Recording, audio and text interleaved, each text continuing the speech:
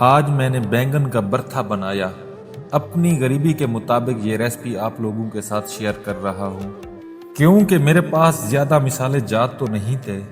دوستو، اس ویڈیو کے ساتھ ساتھ میں آپ کو گاؤں کے پرانے کچن کی یادیں بھی تازہ کرواتا ہوں۔ گاؤں کے پرانے کچن آج بھی یاد آتے ہیں۔ نہ چمکتے برتن تھے، نہ جدید چولہا، بس مٹی کی دیواریں، لکڑی کی خوشبو اور اماں کے ہاتھ کا ذائقہ۔ صبح سویرے جب اماں چولہا جلاتی تو پورا گھر دھوئیں کی ہلکی خوشبو سے بھر جاتا۔ لکڑیوں کی چٹک پٹک میں ابلتی دال کی آواز اور آنگن میں بیٹھے پرندوں کی میٹھی آوازیں سب مل کر ایک الگ ہی زندگی کا منظر بناتے۔ کچن کے ایک کونے میں رکھا مٹی کا مٹکا، جس کا پانی ہر گھونٹ میں ٹھنڈک کے ساتھ ساتھ سکون بھی دیتا تھا، اور وہ پرانا تخت جس پر اماں بیٹھ کر روٹیاں سیکتی، ہلکی مسکراہٹ کے ساتھ کہتی، بیٹا کھانا بنانا عبادت ہے، اسے محبت سے پکاؤ۔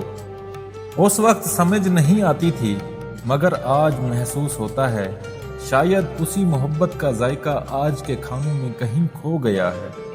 پرانا کچن چھوٹا تھا مگر اس میں زندگی بڑی تھی۔ ہر چیز سادہ تھی مگر ہر لمحہ خاص تھا۔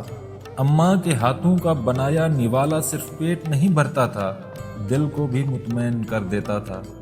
آج جب گیس کے چولہے پر کھانا بنتا ہے تو ذائقہ تو آتا ہے، مگر وہ مٹی کی خوشبو، وہ لکڑیوں کی تپش اور اماں کی دعائیں کہیں پیچھے رہ گئی ہیں۔